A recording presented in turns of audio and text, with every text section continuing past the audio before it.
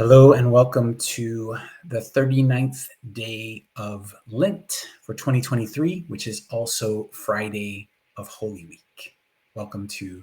Bienvenidos al día 39 de Cuaresma, que también es el viernes de Semana Santa.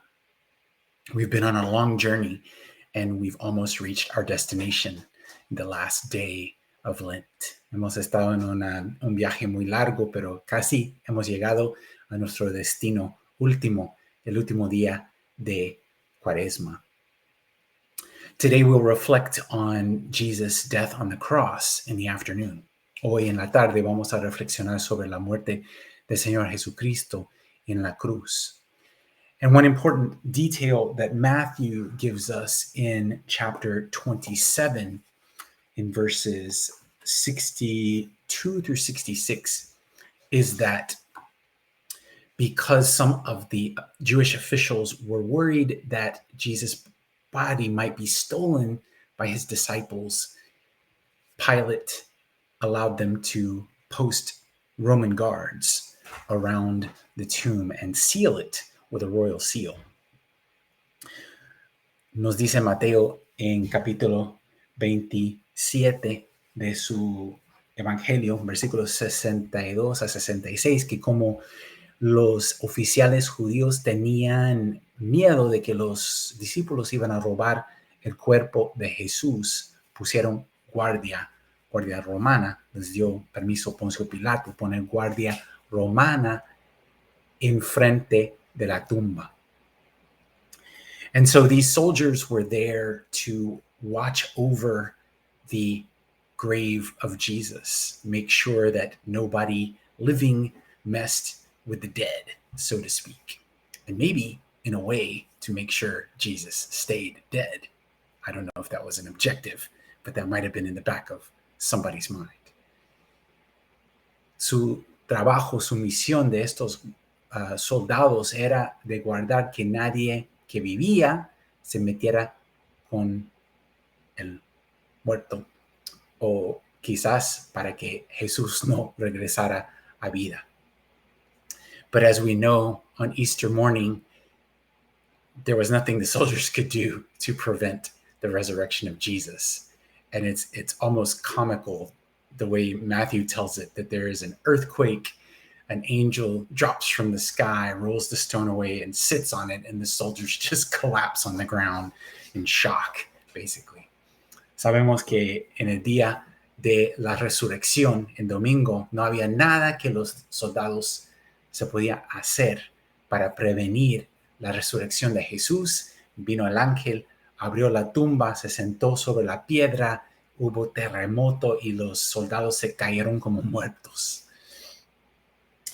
But the question is, maybe for us to reflect in our lives, what kind of guard do we sometimes post over the death in our own lives? Our sin. Quizás nos queda preguntar qué tipo de guardia ponemos nosotros sobre lo muerto en nuestras vidas, que es el pecado. Sometimes our shame is what we put to protect us from the sin of our past, or maybe to make sure the sin stays where it is. A veces la pena es algo que ponemos como guardia para prevenir que el pecado venga al presente o que nosotros nos olvidemos del pecado. But putting shame as a guard over the sin of our past is just as ridiculous as Roman soldiers thinking they could prevent Jesus from leaving the tomb. Poner la pena como guardia para vigilar nuestros pecados del pasado es casi más ridículo que los soldados romanos pensando que ellos pueden prevenir la resurrección del Señor Jesucristo. And sometimes those soldiers, those guards need to fall down. we need to let God deal with our past and not guard it and protect it and keep it alive in that way.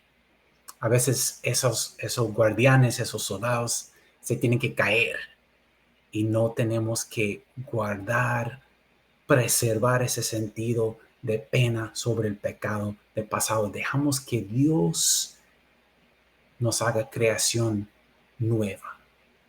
God knows everything that we've ever done, and He's forgiven us and loved us anyway. Dios sabe todo lo que hemos hecho en la vida y por alguna razón nos ha amado y nos ha perdonado. So your fast for today is from shame and guilt over the past. In prayer, give your past to God and let God take control of it. Su ayuno de hoy es de la pena y las malas sentidas o sentimientos sobre el pasado. Hay que ofrecer todo eso a Dios y confiar que Dios puede sobrellevar todo. Él sabe todo lo que ha hecho, pero como quiera, te ama, te quiere. May God bless you in this holy day of Good Friday. Que Dios te bendiga en este día de Viernes Santo.